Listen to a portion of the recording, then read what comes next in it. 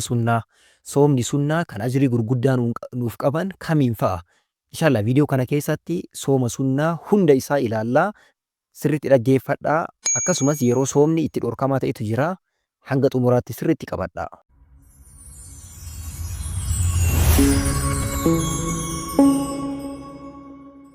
بسم الله الرحمن الرحيم الحمد لله رب العالمين الصلاة والسلام على رسول الله صلى الله عليه وسلم صوم سنة صومني سنة maal fa'aa akka ta'an inshallah tokko tokko isaatiin wajjin ilaallaa. Jalqaba sooma sunnaa jechuun maalidha? Soomni sunnaa sooma shari'aan dirqama hin taasisin garuu namni tokko yoo soomeetiin argame kan ajriitti argatudha jechuudha. Inshallah waa'ee isaanii wajjin ilaallaa. Soomni sunnaa dalagaalee sababaa jannata argachuutii fi ibiddarraa fagaachuu nama ta'an keessaa isa duraatii fi isa hangafaati. Rabbiin keenya subhaanahu wa ta'aalaa waa'ee soomaa irraa dubbateetiin xumura irratti maal jedhaa? أعد الله لهم مغفرة وأجرا عظيما أرارما في أجري قد إسانيف قبيسي جراجل ربي ور ديراتي في ور دوبرتي صومو في سبا كان صوما اتجاباتو قبنا جيجو صوم نسونا يروفي أكاتا صومون اتر أركما تيتو جرا يرو صومون أركما تيتو جرا أكاتا صومون اتر أركما تيتو جرا إن شاء الله إسان اللي واسقالي تقو تقو إسانيتين إلى الله أما في صوم نسونا هدوتو جرا صوم السنة كنين كيسا غرغودا كتاان hadiisaa fi quraana keessattuu hadiisa keessa akka dubbataman kudhan wajjin ilaallaa hamma xumuraatti tokko tokko isa sirriitti hubadhaa. Jalqaba sooma shawwaaliiti. Shawwaali ji'a arabaa keessaa ji'a yookaan hijiraa keessaa ji'a kurnaffaa irratti argamudha. Soomi shawwaali ji'a ramadaanaa booda argama isa soomuudha.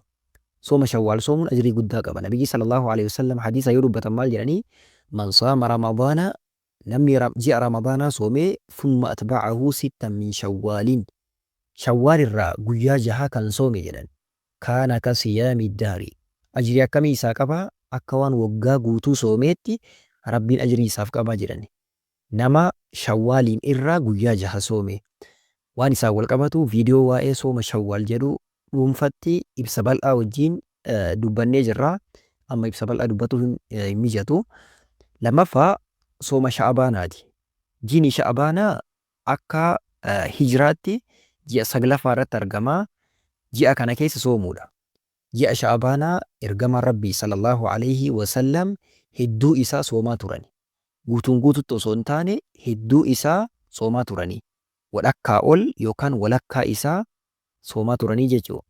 Ji'a sha'abaanaa keessa soomuun maaliif bareedaa ta'e jennaan tokkoffaa ergama rabbii sallallahu alaihi wasallam itti hidhatuudha.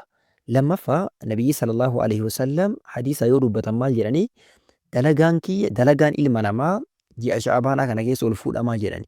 Ani dalagaan kiyya soomaan akka ol naaf fuudhamu barbaadaa jedhani. Sababa kanaaf ji'a sha'abaanaa sirriitti soomuu qabna. Guyyootuma muraasa guyyootuma xiqqoo bichaa dhiisuu qabna jechuudha. Inni sadaffaani sooma muharram. Muharram ji'a hijiraa keessaa ji'a tokkoffaa irratti kan argamudha. Jiini jalqabaa ji'a muharram jedhamee beekama. Ergama rabbii sallallahu alaihi wasallam hadiisa sahiha ta'e keessatti akkana jedhamanii gaafataman. Ayyu siyaami afdalu ba'da shahri ramadaan. Ji'a ramadaanaa booda ji'a ramadaanaatiin ala jiini caalaan soomni keessa soomuun jaalatamu isa kamii jedhanii gaafatamnaan maal jedhanii deebisanii afdalu siyaami ba'da shahri ramadaana siyaamu shahri illaahi al-muharram. Baatii ramadaana yookaan ji'a ramadaanaatiin ala isa booda jiini caalaan soomni isa keessa sirriitti caalaa ta'u ji'a rabbii muharramiin soomuudha jedhani. Kanaaf ji'a muharram ji'a tokkoffaa kana sirriitti soomuun baay'isnee soomuun sirriitti jaalatamaa fi bareedaadha jechuudha. Sooma caalaadha. Inni afuraffaan sooma arafaati.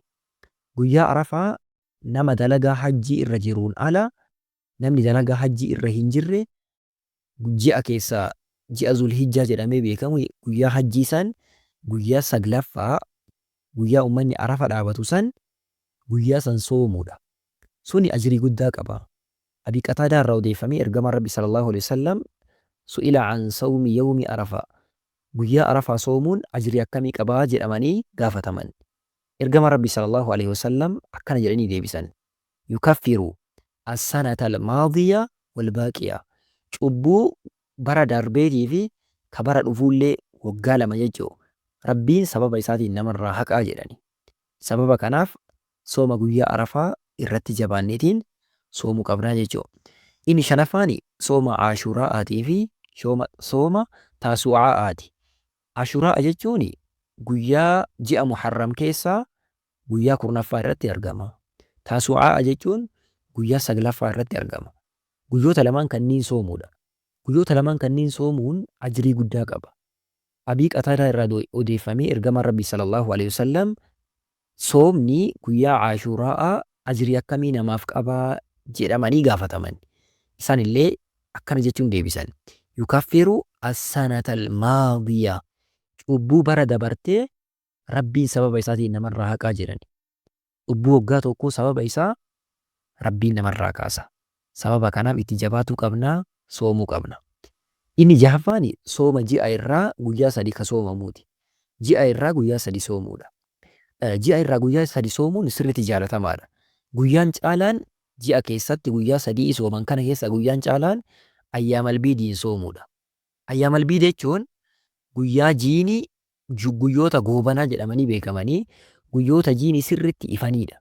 Isaanis guyyaa akka hijiraatti guyyaa 13, 14 fi 15. Lakkoofsa hijiraatti guyyoota kanneen eegneetiin ji'arraa soomuun sirriitti jaalatama. Abii Hureyraani akkana jedhee dubbata. Awsaanii khaliilii bithalaatiin laa adaacuhunna hattaa amuuta. Jaalalleen keessoo kootii ergama Rabbi sallallahu alaihi wasallam wanta sadii hanga duututti hin dhiisinii jedhaniitiin naaf dhaamanii jedha Abii Hureyraani. Tokkoffaan maalidhaa? Sawmi thalaasati ayyaamin min kulli shahriin. Ji'a hundarraa guyyaa 3 soominaan jedhanii jedha. Lammaffaan salaata duhaati. Sadaffaan wanawmin calaa witiriin. Yoo raftu witirii gootu malee hin rafin jedhaniitiin naaf dhaamanii jedha. Wantoota sadan kanneen itti jabaatuu qabna sirriitti. Inni torbaffaani sooma guyyaa wiixataatii fi khamiisaati. Torbaan keessatti guyyoota lamaan kanneen torbaaniin soomuun ajrii guddaa qaba. Usaamaa ibn Zayd irraa odeeffamee ergama Rabbi sallallahu alaihi wasallam guyyoota wiixataatii fi khamiisaa ka sooman ta'anii jedha. Kanarraa ni gaafatamani. Ergama Rabbi maaliif soomtan guyyoota kanneen lamaanii jedhamanii gaafatamnaan maal jedhanii? Inna a'maala al-cibaadi tu'radu yawma al-ithnayni wal-khamiis. Guyyoota lamaan kanneen keessa dalagaan gabroota Rabbii ol fuudhamaa jedhan. Gama Rabbiitti ol fidamti. Wa uhibbu an yu'rada camalii wa ana saa'imun. Dalagaan kiyya osoo soomu Rabbiin bira akka naaf dhaqu barbaadaa jedhani. Ergamaan Rabbi sallallahu alaihi wasallam. Sababa kanaaf Rabbiin nuuf haa laaffisu itti jabaatuu qabna. Soomni 8ffaan sooma Nabiyyallaahi Daawud. Soomni Nabiyyallaahi Daawud akkamii? Nabiyyi sallallahu alaihi wasallam hadiisa Abdallah ibn Amr irraa odeeffame keessatti akkana jedhanii. Ahabbu siyaami ilallaahi siyaamu Daawuda. Siyaama keessaa yookaan sooma keessaa soomni Rabbiin biratti sirriitti jaalatamaa ta'e sooma Nabiyyallaahi Daawudiitii jedhani. Akkami sooma jennaan? Yasuumu yooman wa yufxiru yooma. Guyyaa tokko soomee guyyaa kaan fura. Hadha soomee buru furee iftaan soomee ka ittaanu furee iftaan kachaanu soomee akkas akkasiin deema. Guyyaa tokko furaa guyyaa tokko soomaa haala saniin deemuudha. Akkanatti soomuun sooma keessaa sirriitti jaalatamaa ka ta'eedha jechuudha. Rabbi nuuf haa laaffisu osoo dandeenyee sooma cimaadha. Inni 9ffaani sooma kurnan ji'a Zulhijjaati. Ji'a Zulhijjaa guyyoota kurnan jalqabaa san soomuudha. Hadiisa Abdullah ibn Abbas irraa odeeffame keessatti ergama Rabbi sallallahu alaihi wasallam maal jedhanii? Mal camalu fi ayyaamin. Dalagaan guyyoota kam keessattuu hin taane jedhan. Maalii caalaa hin taane? Minhaa fi haadhihi. Guyyoota kanneen caalaa dalagaan Rabbiin biratti sirriitti caaltuu sirriitti jaalatamtuu kataate hin jiru jedhani. Guyyoonni kurnan Zulhijjaa dalagaan isii keessa dalagamtu Rabbiin biratti sirriitti jaalatamtuudha. Rabbi nuuf haa laaffisu itti jabaatuu qabna. Dalagaa Rabbiin biratti sirriitti jaalatamtuu fi ol fudhamtuu taateedha. Inni 10ffaani sooma hin daangeffamne yookaan sooma mutlaqaa ka jedhamu. Soomni mutlaqaa sooma akkamiiti? Sooma sababaa garagaraatiin hin daangeffamnedha. Yeroodhaan ka hin daangeffamin akkasuma yeroo haraamaa ta'e ka hin ta'in sooma yeroo haraama ta'e hin ta'in keessatti soomamuun ala ka sababaa wayitiin soomamuun ala ka ta'e sooma taxawwu'a mutlaqaa jedhama. Sooma kana soomuu irratti ergamaa Rabbi sallallahu alaihi wasallam hadiisa Abii Sa'iid al-Khudrii irraa odeeffame keessatti maal jedhanii man saama yawman fi sabiilillaahi guyyaa tokko jedhan namni karaa Rabbii keessatti soome baacada Allahu wajhahu anin naari sab'iina khariifa Rabbiin fuula isaa ibiddarraa waggaa 70 fageessaa jedhan. Guyyaa takkatti Rabbiif jettee yoo soomte yaa Rabbi nuuf laaffisi. Akkasii soomni sababaa wayitiin kan hin daangeffamne lafumaa ol kaatee guyyama dhorkamaa hin ta'in keessa yeroo dhorkamaa hin ta'in keessa yoo ka soomtu ta'e ajiri guddaa siif qabaa jechuu. Rabbi nuuf haa laaffisu itti jabaatuu qabna. Soomni sunnaa kurnan kanniin fakkaatu soomota sunnaa kurnan kanniin yeroolee isaa eeggadhaatiin soomaa Rabbi nuuf haa laaffisu. Yeroo soomuun dhorkamaa ta'etu jira. Sooma sunnaa soomnu kana yeroo soomuun dhorkamaa ta'etti soomuu hin qabnu. Yeroon dhorkamaan tokkoffaan guyyaa jum'aa qofa soomu. Guyyaa jum'aa qofa adda baasanii soomuun dhorkamaadha. Isa dura soomuu fakkeenya khamiisa soomnee jum'aallee waliin soomuu ni dandeenya. Yookaan jum'aallee soomnee daame yookaan sanbata xiqqaa wajjin soomuu ni dandeenya. Garuu guyyaa jum'aa qofa soomuun hin ta'u. Lammaffaa guyyaa sanbata xiqqaa qofa soomu sabtii ka jedhamu. Sabtii yookaan sanbata xiqqaa qofa soomuun hin ta'u.